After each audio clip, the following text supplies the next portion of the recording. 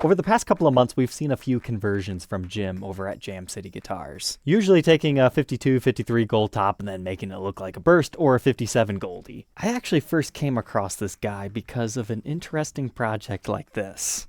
Would you believe this started life as a 1957 Gibson Les Paul Junior? Yeah, apparently that's possible.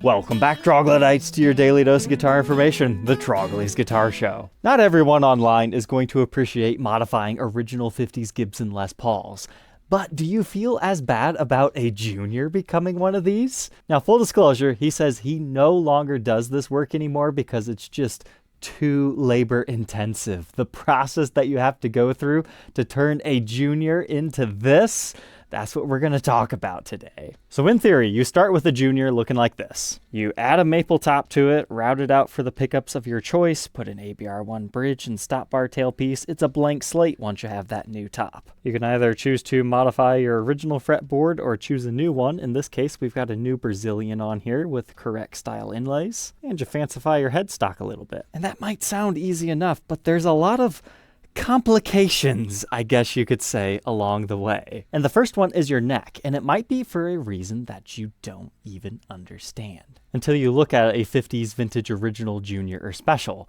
Pay close attention here. Do you see what this has? It has an extra butt jut on this side of the neck.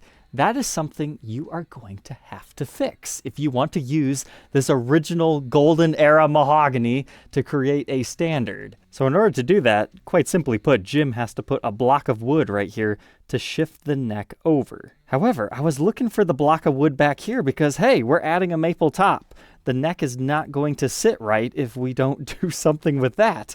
However, this does not have that. And I was looking at this thing long and hard, trying to figure out how we did that. But then he showed me these photos, which made me understand everything. Now, unfortunately, we do not have the conversion process photos for this one, but we do have it for a different project that he did this on. So here's what this Junior started life like. It was also a 1957 by its serial number. But here's what it looked like when the neck was taken off. You can see this is a much larger route than you would normally find on a regular Les Paul standard. I never even thought about something like that. But after he gets that all cleaned up and the finish stripped down, he has to plug in the existing routes. It looks like this particular project was extra squirrely because somebody did some modifications to our control layout already. But here's a great photo to show you what we're talking about. So not only do we have this ledge over here, but just how much wider that whole route is. That's a great photo you don't see every day. But just like the other routes in the body, that also gets filled in here. Here's what that looks like fully installed. But then you might ask, hey, why are we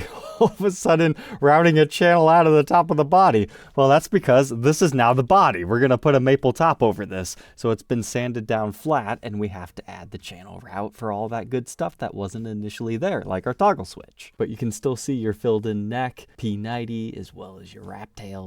And you can see your new routing for the full control layout. But here's that butt joint we were talking about earlier. So he has to graft a new piece of mahogany right here. And don't forget, you also have to line it up with a little maple stripe at the top to make it look correct. And then he roughly shapes a new piece of wood on the back. And then he finally sands it into shape and routes away any excess. But he's very particular with how he matches up the wood grain. Pay special attention.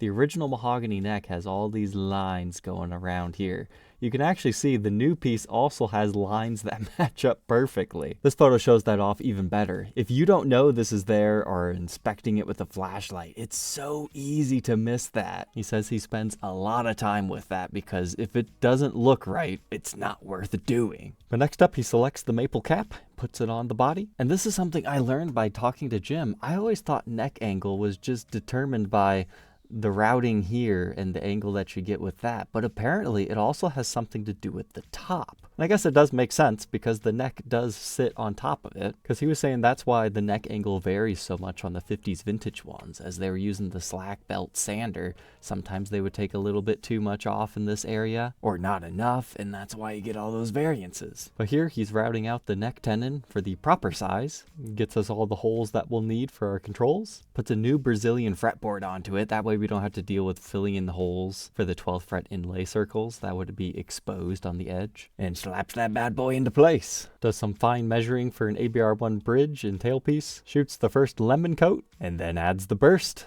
Does some finishing touches from there, and after a little bit of time in the sun, she's looking peachy. But as with all his conversion episodes, that is an oversimplified process of what has happened here. I'm sure I've missed a few steps and made things seem easier than they actually were, but it's great that he does take the time to take these photos within the process, because A, it documents its history, and B, it's fascinating just to watch a craftsman at work. So as always, thank you, Jim, for sharing these photos and your cool projects. That is just mind-blowing to me that you can take a guitar like this, and through a lot of dedicated hard craftsmanship, you can turn it into a burst. And he's actually done a few of these, but again, don't contact him wanting it done. He doesn't do this work anymore, but he does have a few of these for sale that he did about 10 years ago. So if the 30 to 50K conversions are out of your budget, here's a way that you could afford one. This is about in the range of a Murphy Lab guitar, but you still technically have 50s Gibson mahogany making it up, and a very cool story. So to learn more about this one, let's go ahead and throw it onto the workbench to take an individual look at the parts that he put on here, and then we'll get to a playing sample.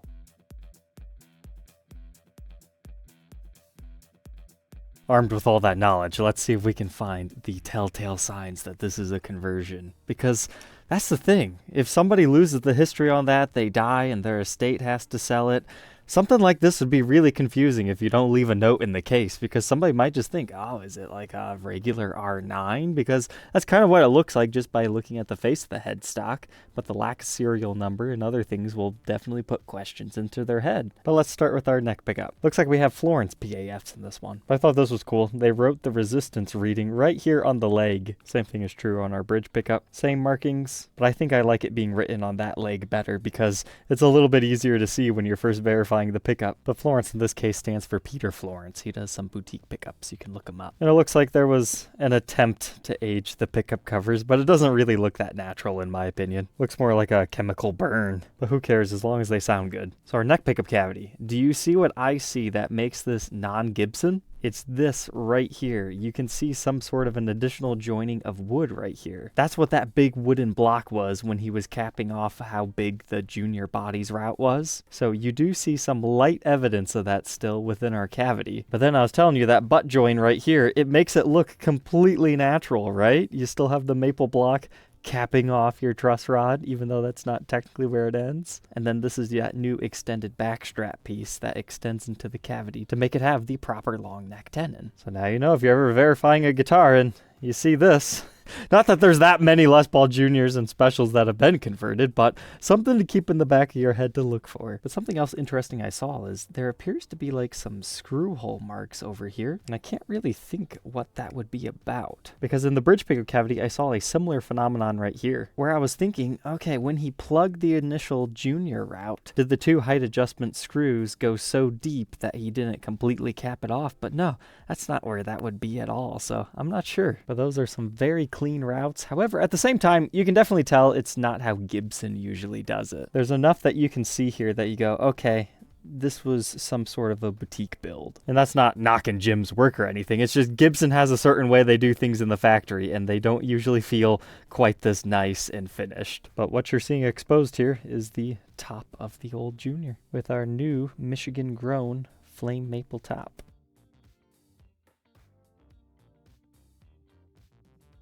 As far as our bridge and tailpiece, it is a post-mounted ABR1, and this is just a modern-day Gibson ABR1 equivalent. It looks similar, but the trained eye can see over in this corner, you don't have everything that you would wish to see for a vintage one. I believe his ad said this is a Kluson lightweight aluminum tailpiece. But our readings within the circuit, 8.26K ohms, neck position 749, and then they play together at 393. And as far as our knobs, it's just a modern-day equivalent to what you might find on a burst, but it's your regular 2 volumes, 2 tones. But if you're curious if this one also started cherry sunburst and was faded into the lemon, it appears to be so. You can see there's a little bit of shading right here by your pick guard, of which is something that Jim had personally made up. But let's take a second to appreciate this top. He actually showed me his stack of wood that is this Michigan old growth stuff, and it's nice. And it turns out so fantastically on these guitars. It just moves in a very nice way. Even in regular lighting situations like this over here on the workbench, some guitars are a little bit more dead than others.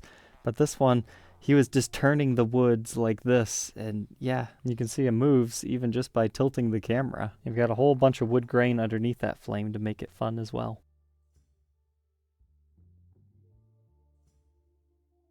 But moving on from our new 2-piece maple top with our 50s mahogany body and neck, we've got our new Brazilian rosewood fretboard with our correct style inlays. And I don't know if it's more apropos to say these are the original frets because it is the original frets in this particular board.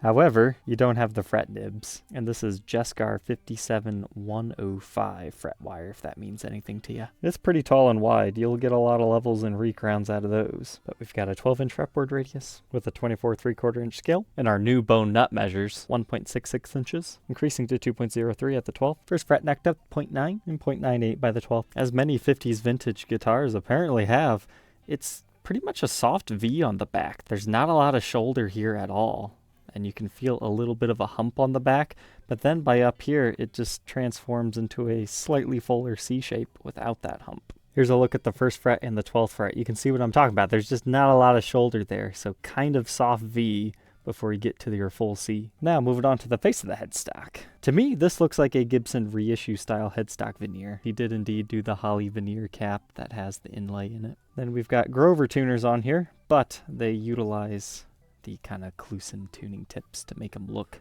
a bit more correct. Then I believe that's the vintage truss rod still in here. Unless he inlaid a new one, I don't know. But here we've got a Repro truss rod cover.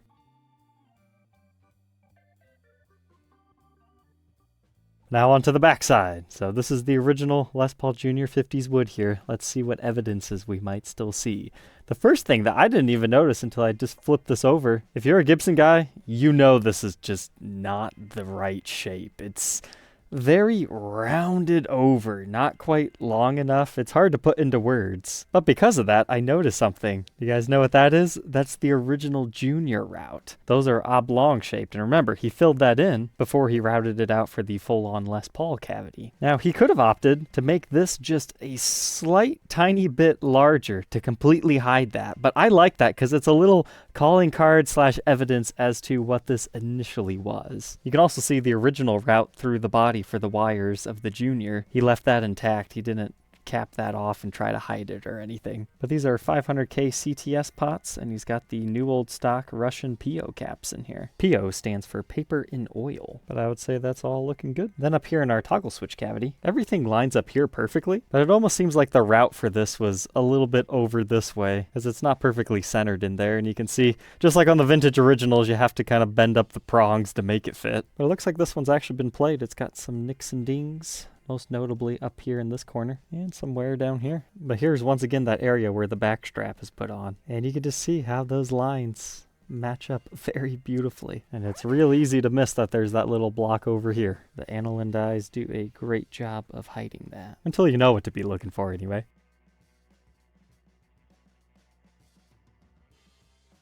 Now we can move up the backside of the neck. You've got a couple of dings over here, but that's the original Junior neck yet. And then you can see this thing's had a few different sets of tuners. So it looks like the original Junior holes were plugged. You can see those right there. But then maybe throughout his conversion processes, he might have had regular Klusons on here and then switched over into these Grovers because he liked them better. But that's just another calling card to what this used to be. And we can see a few more dings over here. But all said and done, how much does our old Junior weigh? 8 pounds, 2.6 ounces. It grew up into a standard finally. Let's go ahead, plug it in, and hear how it sounds.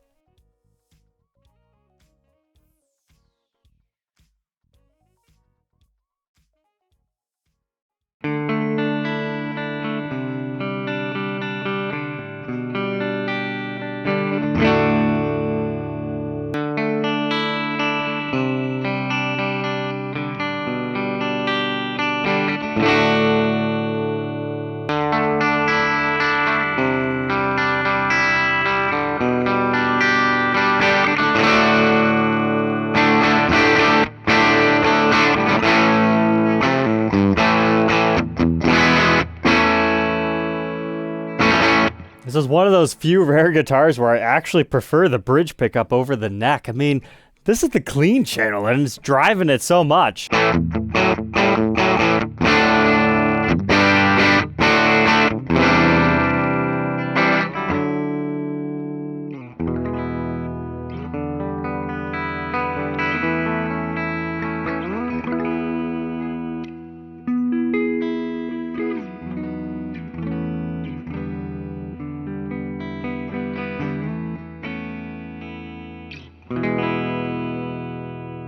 But you kind of get the best of the both worlds in the middle position. A bit of spank.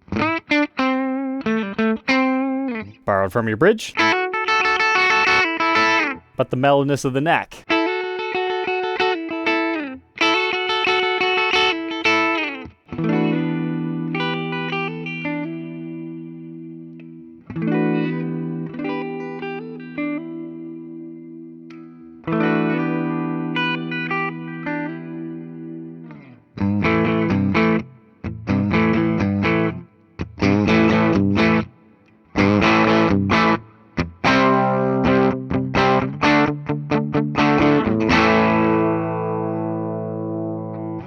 Now let's see how they do with some dirt.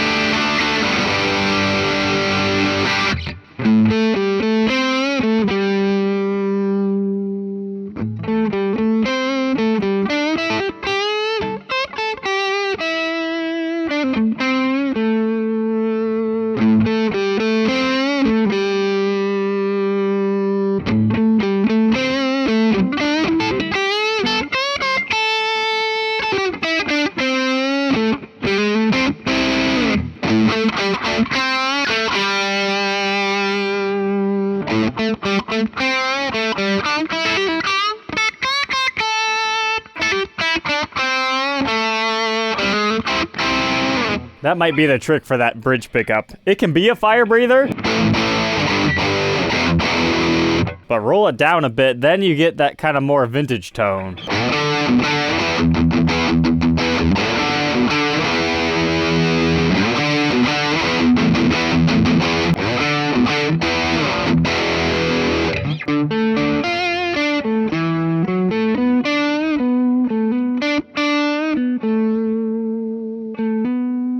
Let's go back to the clean tones and try that again.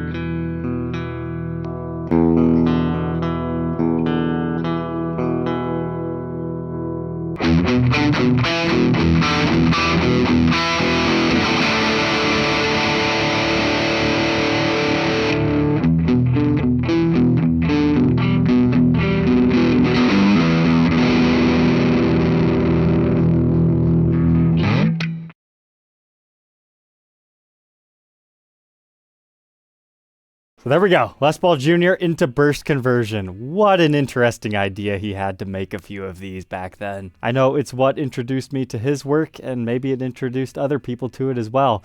It's just a great display of his workmanship. If there is a will, there is a way.